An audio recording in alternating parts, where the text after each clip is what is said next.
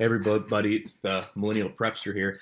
And so I want to do a video that I see kind of being touched up on by a lot of people within the prepper community. And I thought it'd be cool for me to do this video for you guys and kind of put just a very realistic touch to it.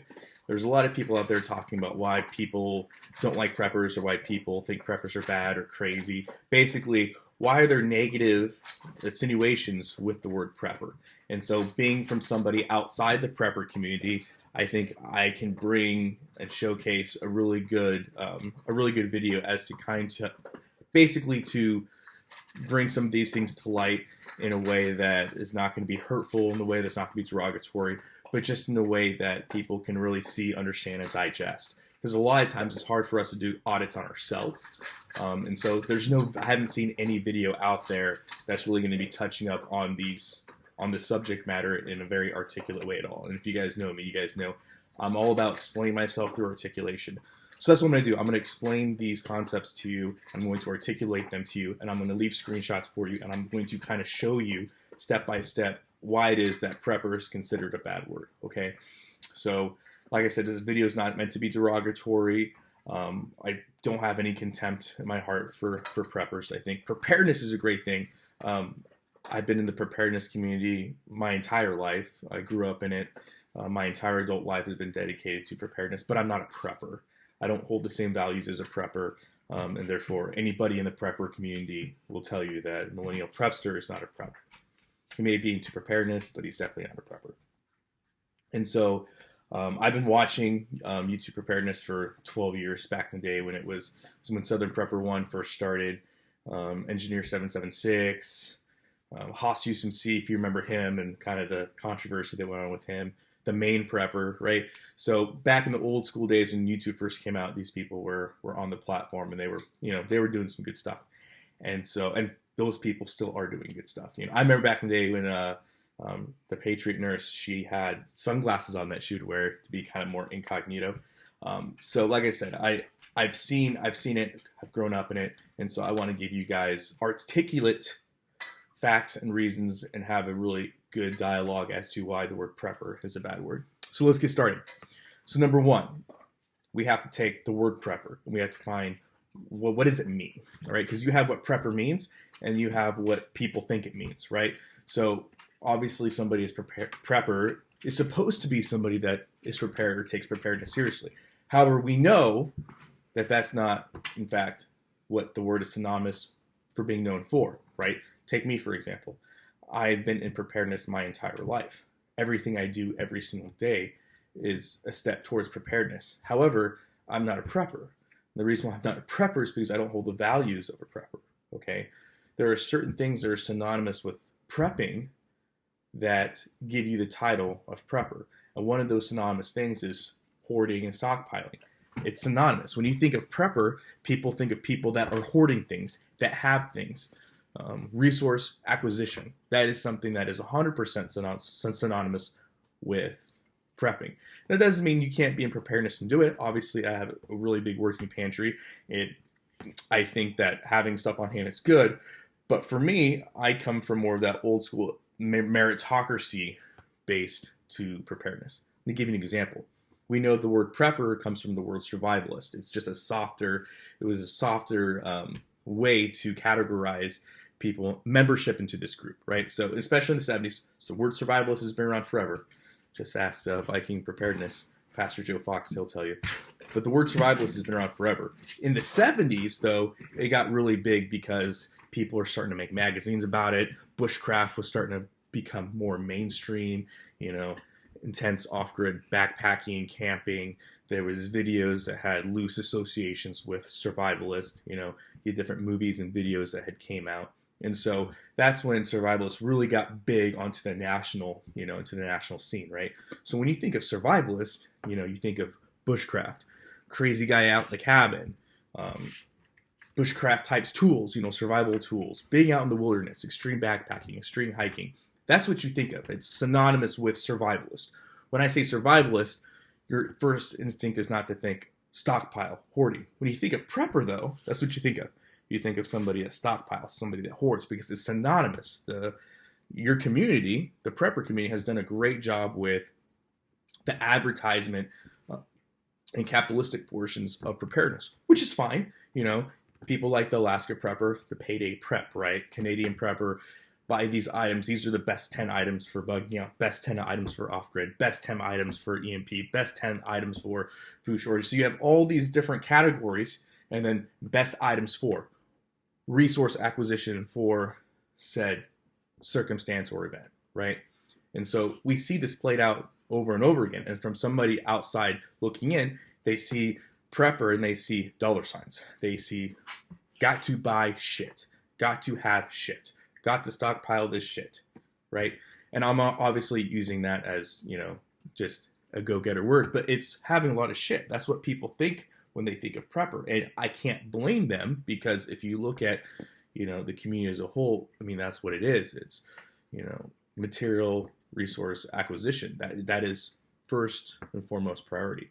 So I'll leave a couple screenshots in there, but when you're looking at this, that's the first thing that people think of, right? Like I said, survivalist, bushcraft, meritocracy, crazy guy out in the woods, that kind of thing.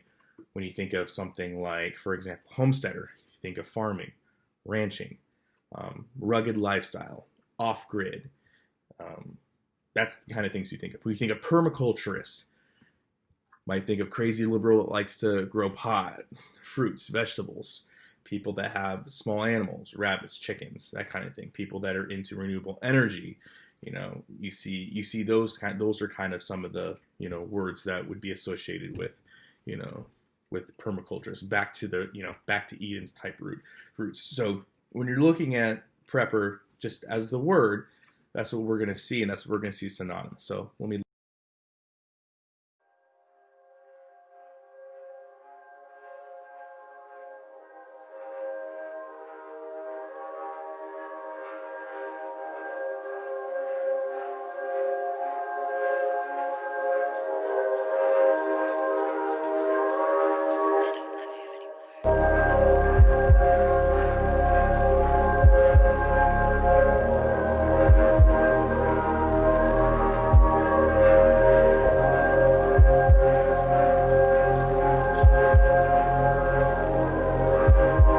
So then the next thing, number 2, I guess, prepper and preppers seem to fancy themselves as people that have overemphasis on conspiracy news, and they use this to reinforce their ideological beliefs. Let me give you a few examples. If you guys are watching the prepper community, we saw this with this whole pandemic thing. People were making it seem like this was going to be the thing that should wipe people off the face of the earth, right? We know that was overemphasized, right? Then we had this, I'm just talking about within the last year. And then we had this overemphasis on food shortages, how, oh, the food shortages are going to happen because of the pandemic, right? The pandemic is going to hurt you, but these food shortages are going to make food obsolete. You're not going to be able to buy it in the grocery store. Again, we found that to be 100% completely false. And then we went on this EMP, they went on this EMP thing where we're so, you know, defenseless right now, you know. And so, well, EMP could happen in this rough time, so people start talking about EMP stuff, right? And then now we have the civil unrest. Now people think there's going to be a civil war that's happening. And so there's always going to be a next conspiracy to chase that never comes to fruition. And so people look at that and they're like, well, how many times are you going to cry wolf and expect me to actually get on board and understand this? And again, I'll leave screenshots of this. But, you know, if you go to a YouTube preparedness channel, right, and you go to videos and you click oldest, if you're talking about how you're going to need to bug out any day now, you know, 3 or 4 years ago, and you still haven't bugged out yet, it goes to reduce your, you know, the merit that you have. It goes to reinforce this idea that you're just peddling fear porn, right? And so that's important to at least take a look at. I'm not asking you to address it. Like I said, I don't care. But when you have people that have, you know, concerns, but they also have this thing in their brain that wants to take in logic and facts and try to put it and formulate cohesive ideals, when all you're throwing is, you know, ideology at them with no real merit, no real science, you're going to lose people, right? Ice Age Farmer is probably the best person at this, right? I've tried to correct him on numerous occasions in regards to this. Let me give you a good example of one of them. When this whole pandemic thing happened, he taken an article that said that And obviously the article was inflammatory, but it says that these states will no longer allow people to hunt and fish, right? And so on face value, and then so he took that as these governors are trying to preclude your ability to feed you and your family. So he's taken this article that has a headline that says hunting is now banned in these states. What he failed to mention is hunting wasn't banned.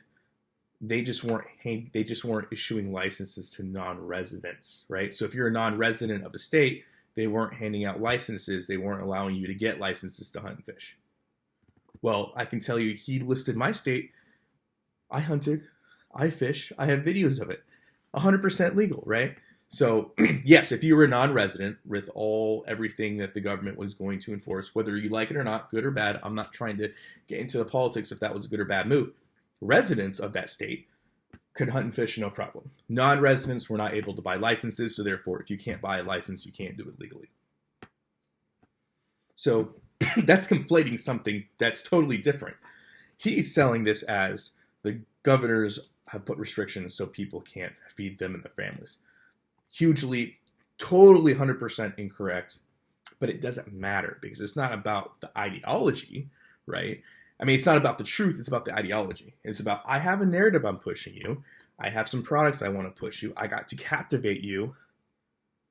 And I got to sell you these products because that's how I make a living. And that's fine. Make your paper.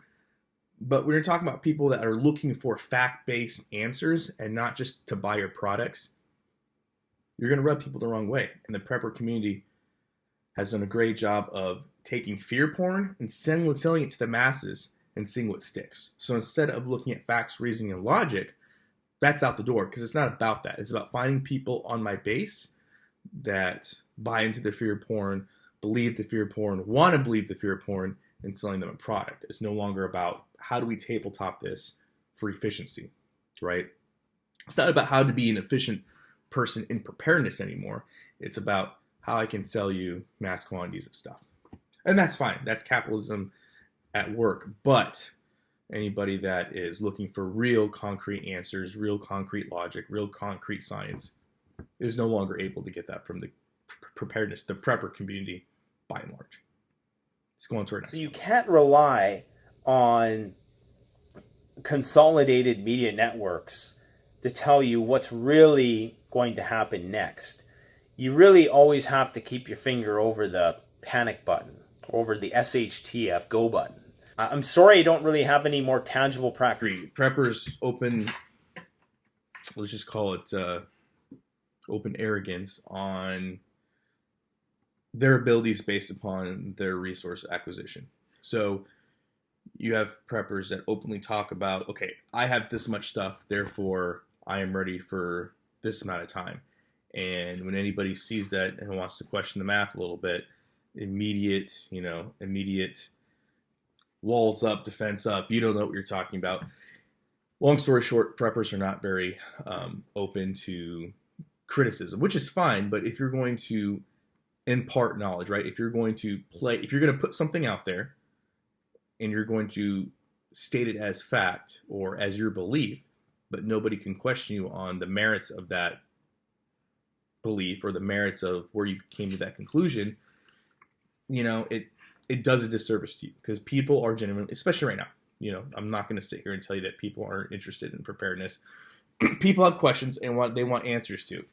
And, not everybody's going to agree with your assessment. So if you make a claim, but you are unwilling to have open dialogue as to where you came to that conclusion at, or how you came to that conclusion because you can't be bothered to be questioned, or you can't be bothered to articulate yourself, that rubs people the wrong way. And that's what people see. People see you as somebody that hoards stuff, has their mind 100% set based upon conspiracies and ideology, and unwilling to have open dialogue. Another reason why the word prepper is a bad. Hey, you need to find a network. You need to find somebody to survive with. And the one thing that I want to say right off the bat is that the United States of America has never been in an economic collapse in our lifetimes. The closest thing that we had was the Great Depression, which was over 70 years ago, which for the majority of you viewers was not within your lifetime. So the truth of the matter is, no matter what your opinion is on this situation, the truth of the matter is that you do not know the answer to which is right and which is wrong. The only thing you can give is your suggestion or your opinion. Again, this has never happened in the United States. There have been, small weather or climate indicated calamities. But again, this is not a nationwide or worldwide economic collapse. So anything that you have to say is only an opinion or a suggestion. You don't know what really happens, and you can't use foreign countries as an indicator or a reference because of so many cultural differences that have been taking place for hundreds, if not thousands of years. Now, this is going to be a play on words, but I think it's funny. Preppers are the first to teach patriotism. Stand with the Constitution. We're also the first ones to bug out, right? And obviously, this isn't true in all cases, but you have a lot of preppers out there that believe in patriotism. They believe in the Constitution, right? And they believe in all this stuff, but it comes down to the hypocrisy of it all, right? Meaning, you claim that you stand with the Constitution, but, and you believe that a civil war is coming, and patriots, we need to stand up and we need to fight government tyranny. And you have all these, patriotic messages. We'll just hashtag patriotic messages. Yet we all know that you guys are doing everything that everyone else is doing. We're all doing, right? Such as the wearing the masks, when required to, not openly, making change in local municipalities, HOAs, such as backyard chickens, gardening, so we know that you guys as a whole have a patriotic message and believe in your rights, liberties, and freedoms. But at the same time, you never see those in action on any scale. So, the reason why I include this in there is just because it's 2020. We know 9/11 happened 19 years ago. And I can tell you that the American people have received patriotism packaged in so many different ways. It's unreal, right? I mean, even with the mask, people are saying it's patriotic to wear the mask because you're protecting your fellow man and all this other stuff. So when a nation like the U.S. has seen patriotism packaged in so many different ways, when you try to repackage it into this preparedness standpoint, yeah, it catches some people because some people just want to feel a part, be a part of a group and a membership to such group. But including that with all the aforementioned, right, the conspiracy news, the stockpile, the hoarding, I would say it's just not the best platform to package patriotism. But you can package it, any way you want. But like I said, when the merits are not based upon what you do and just the wealth acquisition that you hoard, you lose the message a little bit. And I think most people see it that way. Not everybody, but a lot of people.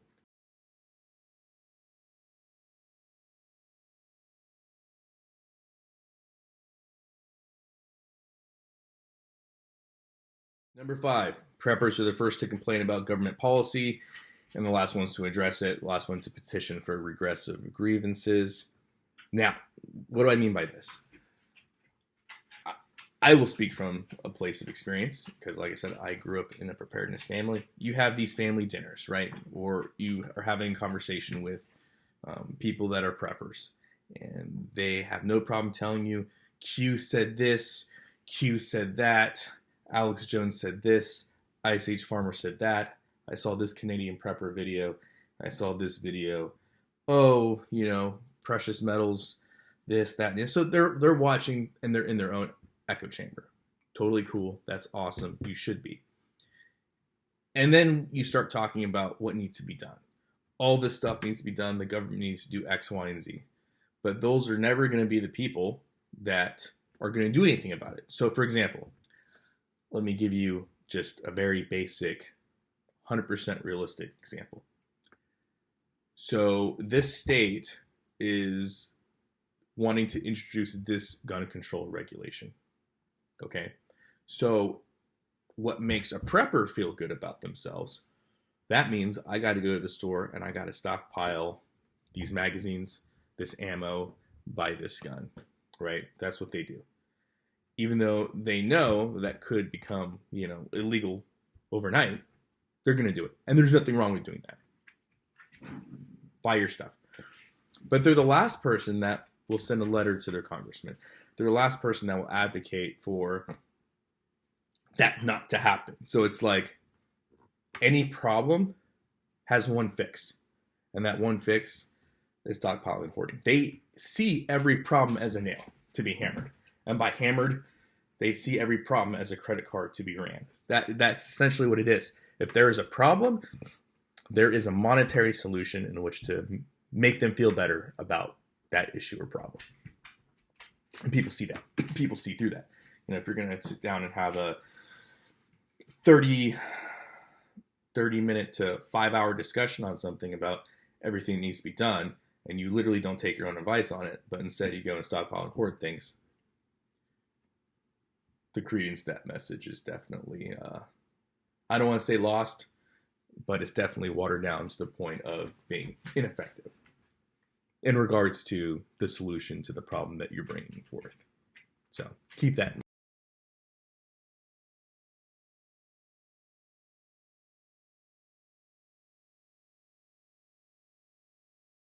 Number 6, preppers will, and then will continue to claim that they're being misconstrued as being crazy, while simultaneously arguing that everyone around them is crazy for not doing what they're doing. Prepping, and by prepping, acquisition of resources, right? So they will complain that everybody else is thinking they're crazy because they bought X amount of toilet paper, X amount of food, X amount of ammo, X amount of acquired stuff. But everyone else around them is crazy for not acquiring X amount of stuff. So you can, hopefully I'm explaining it in a way where you're totally seeing where I'm coming from, right? Somebody in school called me a name. I don't like that, so I called them a name back. That's the semantics we're playing. People don't like you for some reason, so you will accuse them of the same thing that they're accusing you of. And that's supposed to fix things to make the world go round, right? And so what preppers will do is they'll see that there is a win there, right? So this is the win, right? Pandemic happened. I had a crap ton of toilet paper. Therefore, I didn't need to go to the stores to stockpile, even though most of them still went to the stores and bought toilet paper just in case. I didn't need to buy it. But I bought it anyway, just in case. But I didn't need to, but I still did. 99% of preppers did that. They didn't need to buy something, but because their answer to everything is swiping the card, they went ahead and I got it anyway, right? And so if you're looking at this from a logical standpoint, you're going to see somebody just based upon, the aforementioned situation we're talking about in regards to toilet paper. You went out, you stockpiled and hoarded more stuff, stuff you didn't say you needed, stuff that you vehemently deny needing, but have it anyway. Somebody calls you crazy, and then you call them crazy back, and you think it's a win because a bunch of people like yourself went out and hoarded stuff, right? You see where I'm coming from there? And I know some of you guys probably aren't going to see it just because you're so wrapped up in this ideology, but it comes down to reasonability, right? If you're going to claim, right, that 15 bad things are going to happen over the course of X amount of time, and now we're 5 years later and those things haven't happened, for everybody else around you that didn't buy into that, that would be technically, if they want to be sadistic, that would be a win for them, right? So then now we have one artificial shortage of toilet paper because people seem to like, whenever there's any kind of disaster, people run out and grab toilet paper and water. Sure, call that a win. So you have one win, an artificially inflated win, to the 15 losses of all the other conspiracy, pandering, fear porn that you have mentioned in the past. But yet you're calling everybody else crazy around you. That's what I'm trying to say. If we're talking and you're trying to go about this brass tacks, if you've been claiming that this economic collapse, all these collapses, all these bad things are going to happen now, and you've been pairing now, and they haven't been happening now, every single time, to a sadistic person, that's going to seem like a win. Or just people in general that don't buy into the ideology, they're going to see that as a win. Anybody critical of your thought process will see that as a win. Now, that's crazy. Prepper Jerry over there has been talking about this economic collapse and food shortages for 5 years now, and here we are, 5 years. I've taken like 3 vacations and nothing's happened. He considers that to be a win for his belief system. And for all intents and purposes, it would be, right? And then you have one artificial win, which we're still going to call it a win because it happened, of water or food shortages for 2 or 3 weeks. And therefore, everything you've been saying is 100% justified. Take a step back and come to the realization that people will see that for what they perceive it, right? They're going to see it as the sky is falling according to you, and I haven't seen anything fall. Oh, wait, there we go. We got one drop, So keep that in mind.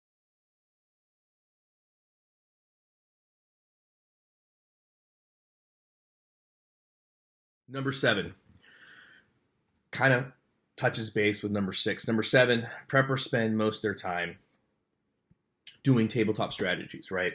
So I have found a problem. This is my solution. This is my plan to execute to get to my goal, right? So a great example of this, I want to talk about the food shortage problem and government stockpiling foods, right?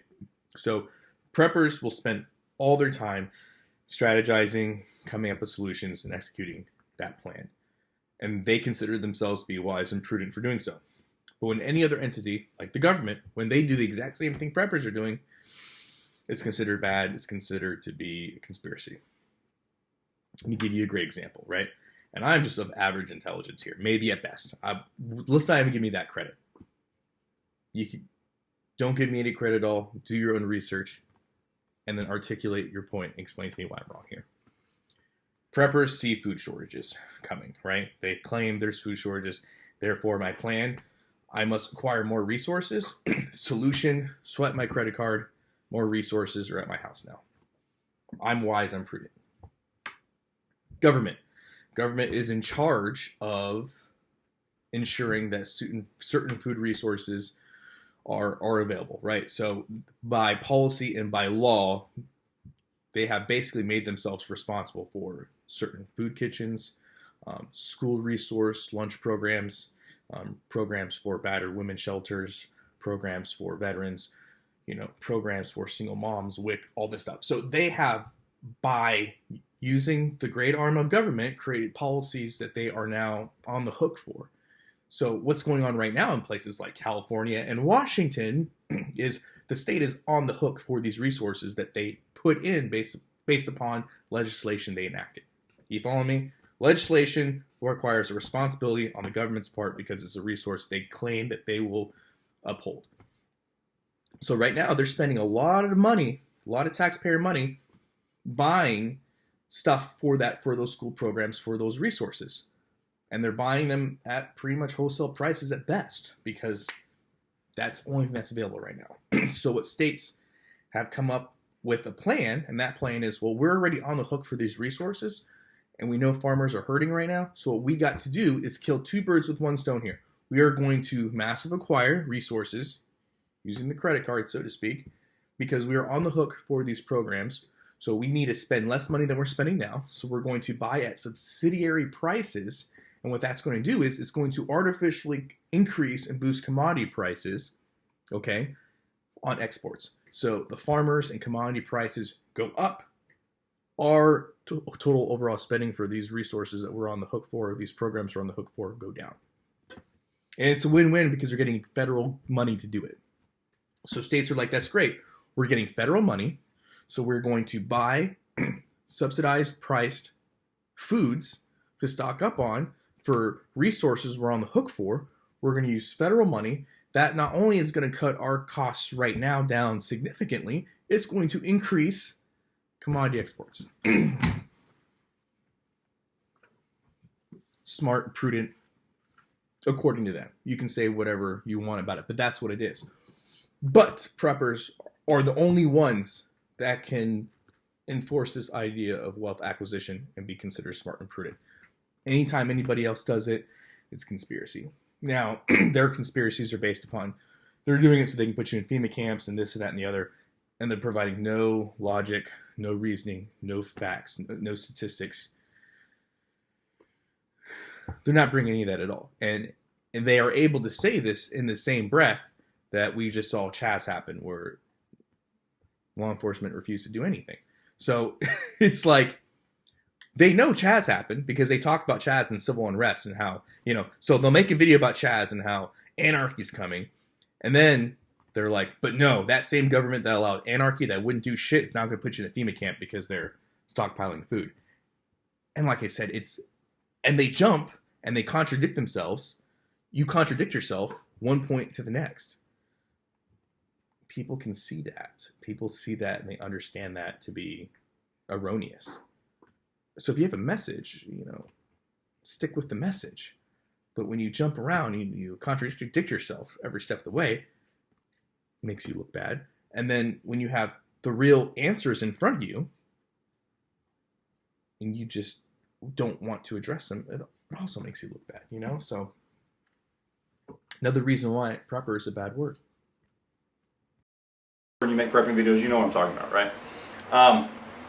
So this is a video to all you people out there who think prepping is nuts. Maybe you're out there, you're one of the people out there that are just straight up, calling preppers crazy and nut jobs and all that stuff. And not that there are not some nut job preppers. I've done videos on nut job preppers before. Okay, there are some out there. But just the idea that being prepared for something as crazy as natural disasters or an economic collapse or some other shit hit the fan type scenario is just stupid and retarded, For those people out there who think that, maybe you don't say it, but you think it, okay, this is for you, okay?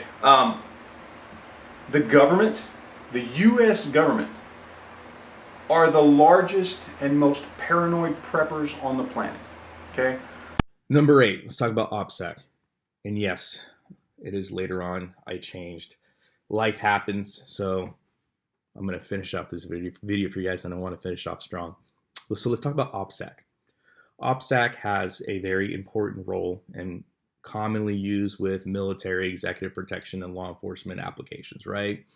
And OPSEC, you guys already know what OPSEC stands for. It stands for Operational Security, and it's considered to be a vital component in developing, protecting, and protection mechanisms to safeguard sensitive information, essential secrecy for operations, essential secrecy for capabilities, right? So OPSEC has a definite defined meaning that are used in those applications. Now, when we're talking about modern day prepping in 2020, that application does not mean the same thing. Preppers would like you to think that it means the same thing, but it doesn't mean the same thing. So your adversary, right? Who is your adversary? And that's because that's the first thing we have to, when you're talking about operational security, you have to, who is the person you don't want to have information on capabilities, operations, or even the players involved, right? Depending on what kind of operation that you're running. And so those are 3 things that on its face you have to have identified before we even start going down the rabbit hole of, actually implementing controls. And like I said, operational security is something that I've done my entire adult life and will continue to do my entire adult life. And so when you actually understand those 3 components, you see that from a prepping standpoint, you kind of get yourself into a rift because you have to then ask yourself, well, who are the adversaries?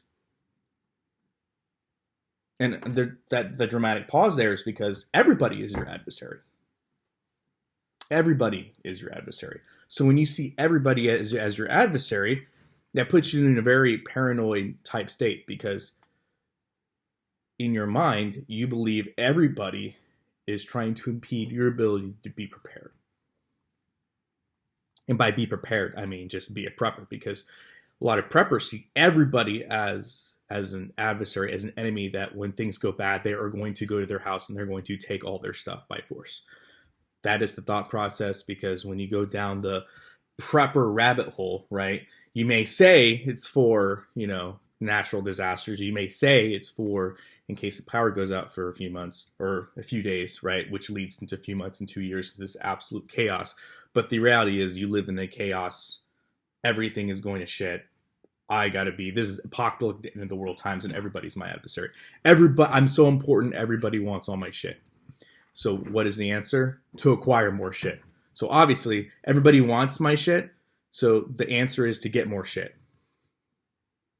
That's funny. That's prepping on its face. I like that. I should hashtag that. So that's what it comes down to. And so what happens is OPSEC really just becomes for preppers an excuse to not do shit I don't want to do, not interact with people I don't want to interact with, be antisocial, and just to buy more shit. So that's what OPSEC has actually come down to, because there's this ideal that they're so important and they have so much stuff that everybody wants their stuff. And so when that becomes the whole idea behind why they prep, you can see how most people look at that and like, yeah, so that is synonymous with prepping. Therefore, I don't want to be a part of that, right? And you have to remember, there is a huge, and I'm going to continue to say this, there's a huge difference between preparedness and prepping. Okay, so that's why prepping has a negative annotation to it, especially when you're looking at this OPSEC type ideal. And I get it. It's important to safeguard yourself. Like I said, I would be lying if I said that it wasn't. As somebody who's done this my entire adult life, I understand the importance of OPSEC. I understand the importance of all those things. But the idea that you can't send a letter to your HOA, or you can't send a letter to your city council, or you can't get involved in PTA meetings, or you can't have your children's friends over, or you can't have friends over because of the fear that they might find out who you are. And we're going to get into that, here in just a second, because they're going to find out who you are, and therefore they're going to want to take all your stuff, is on its face ridiculous, but you've bought into this idea that it is what it is. Like, that is the reality. And so because you've bought into that reality, it makes you a very paranoid person, and it makes you a very lazy person. It makes you a person that is of inaction. And people can see that. It's one of those things where, preppers always say, well, people always tell me when they come to my house that, well, if the end of the world happens, I'm coming to your place. And then there's you can Google that, you can YouTube, there's entire videos dedicated on what to do when the masses come to your house, or what to do when family members, like that idea is so ingrained in their head that they have complete contingency plans for it. And I've always looked at that as interesting, because I have friends. I'm part of a small group. I do a lot for my community. I'm very active in my community. Being active in my community is something that I do every single day, because I find it to be important. And you know what people don't do when they meet me? And you know what people don't do when they get to know me? You know what people don't do when they come over to my place? They say, when the end of the world happens, I'm coming here.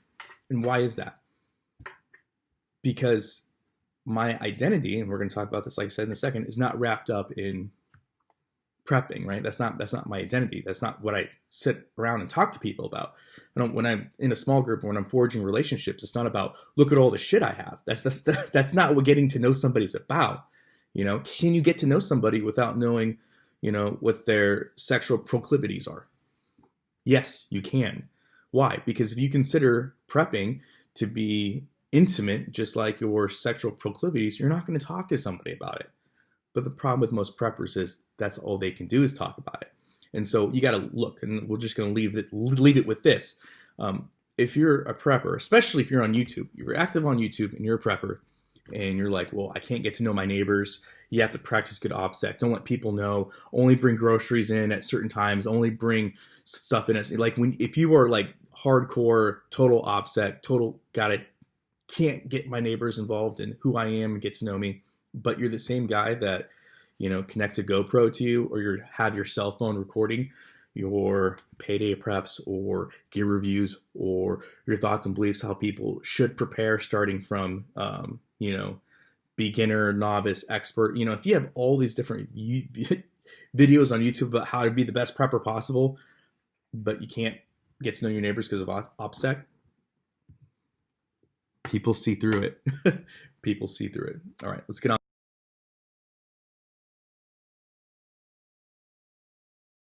This last part of the video, we're going to talk about identity. And this is for the non-preppers out there. If you're a non-prepper out there and you've made it to this portion of the video, this is really for you. The preppers are already going to understand what I'm saying. They're going to disagree with the sentiment of my message, but they're going to, without equivocation, understand why I'm saying it. Okay, so for non-preppers out there, you have to realize that prepping is like any other community organizational based entity out there, in the idea that the membership or subscription of something comes at a cost. Okay? Let's take military, firefighters, police officers as an example. We all know, and most of us know, somebody as a firefighter, police officer, military personnel that is very proud of their service, wears the shirts, goes to all the meetings, always talking about their service. I get that. That it's something where I come from, right? So I totally understand that, and I'm not against it at all. And the reason why a lot of these people have an identity of, they just can't stop talking about their service, whether it's fire, EMS, law enforcement, military, is because of the sacrifices it took to get to that position. Not only it's not just something that they signed up for and, I'm here. They gave their time, their youth, their blood, their sweat. They lost their friends. They have been forged in the crucible of blood, literally the crucible of blood. And I'm not trying to say that to be hyperbolic, it's the truth. They have sacrificed nearly everything for that service. So yes, a lot of times that becomes somebody's identity. To no surprise, it shouldn't come to a surprise. But we see this with all organizational groups, right? Whether we're talking about musicians, actors, politicians, athletes, we see this because when you invest that much time, energy into something, it can consume you. And so with preppers, we see the same thing, right? Because at some point in their life, they awoken to this idea of vulnerability, okay? So at some point in every prepper's journey, they woke up to their vulnerability of an event or a situation that it rattled them. And they never wanted to feel that way again. So they look for answers. A lot of them find answers in preparedness, prepping to be more specific. And so they see these preppers online that say, if you want to safeguard yourself, do the aforementioned, right? Give you a great example, food shortages, right? Food shortages are coming. Everybody's talking about food shortages. And these people, without having actual knowledge of what's going on, without actually understanding the 18-tiered step system for which most people get their food, all they know is there's a possibility that the grocery store is going to run out of food. And all they know is food comes from the grocery store. That's all their life has ever been. Therefore, I must stock up and buy lots of food because that will make me feel better. Gives me comfort knowing I have it. Have it is better to have it and not need it than need it, not have it, right? So they take that and they misconstrue based upon actually having lack of knowledge of if there's even really a food crisis happening. That's irrelevant. Understanding that issue is irrelevant. All I know is that is a problem and I'm a doer, so my fix is to hoard supplies. I think, right, and this is the difference where we, have to differentiate preparedness and sustainability from prepping, understanding the whole issue of why people claim that there's food shortages, actually understanding the 18-tier system, actually understanding that there's other ways to procure food than just going to the grocery store. But that's a different conversation for another time, right? But they don't see that. It is an issue, swipe. Same thing with the Civil War or anything else that revolves around any type of conflict, right? Any situation that would bring up conflict, which in the prepper's mind is everything, right? Everything eventually leads, once they go down the rabbit hole, every event, no matter how big or small, eventually leads to the apocalyptic end of the world as we know it, meaning conflict. So every situation, whether we're talking about resource scarcity or a natural disaster, ultimately ends in conflict. So what do you need for conflict? No matter what it is, you need tactical gear, firearms. So instead of addressing any of the aforementioned issues in its infancy and actually understanding the events, everything leads in ultimate doomsday conflict. Therefore, swipe the credit card again, buy guns, ammo, rice, beans, etc. So that's the mindset of a prepper. Now, that is symbolic. And why is that symbolic? Well, as a non-prepper, I want you to understand, once it becomes part of their identity, and once they're woke and they understand their vulnerabilities, when they feel their only way to address it is by acquiring resources, you have to understand that means more than just swiping the credit card, right?